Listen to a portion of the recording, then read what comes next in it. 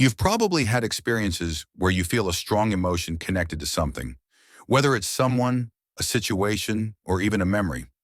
Everyone has these moments where the brain forms a neurological connection, and along with that, an emotion. And the stronger the emotion, the more focus it tends to get, right? It becomes this loop where attention keeps going back to the things that define identity in the three-dimensional world around us. Now think about it. Where attention is placed, energy is also placed. If energy is being used to focus on something negative, like an enemy, to feed hatred, what happens? Creative energy is given away to that hatred.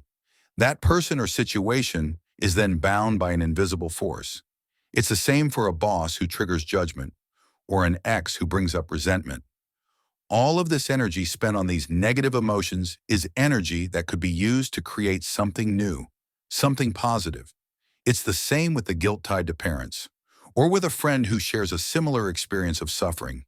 Energy is exchanged between them, reinforcing that connection through shared emotions. The more attention is given to these things, whether it's money, Facebook likes, or insecurities, the more energy gets tangled up in all of it. The stronger the emotion, the more it pulls attention. And the more energy is given to it, the more it has control. Now picture this. Atoms. They come together, right? One atom finds another, and they're drawn to each other because of the energy they share.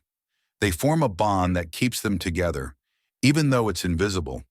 It's an energy field that holds them tight. Humans are the same way. If caught in a cycle of suffering, guilt, or judgment, and sharing that energy with others who are on the same wavelength, an invisible bond is formed. Energy is exchanged, emotions are shared, and the connection is reinforced. So how does one break free from this? How does one disconnect from these energetic chains? The answer is energy.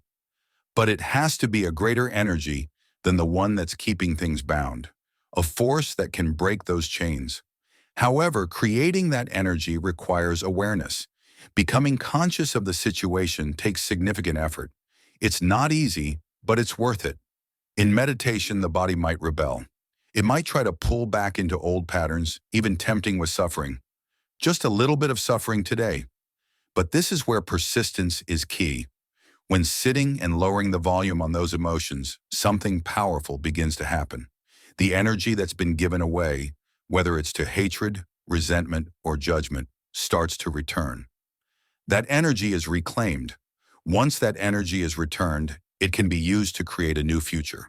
One can begin designing the life they've always wanted. Does that make sense? When experiencing setbacks, like losing a job or facing challenges, there's an opportunity to reclaim that energy. This shakeup often serves as a wake-up call. It might come to a point where everything that's been held onto must be released. This release frees up all that energy, which can then be used to create order out of the chaos. This is where brain and heart coherence happens. It's happened before.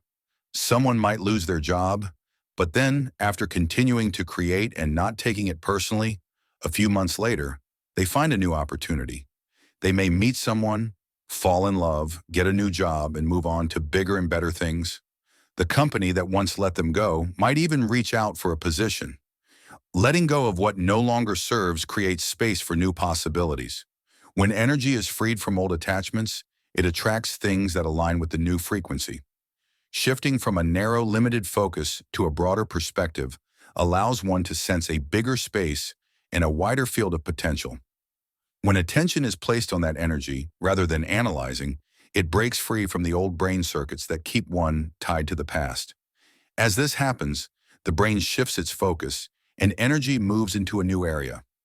The autonomic nervous system, which is responsible for creating order. When everything known about oneself is forgotten, when there's no attachment to identity, that's when energy shifts into the unknown. The moment attention is taken away from the known world, identity no longer ties a person to the past. At that point, a transformation can begin.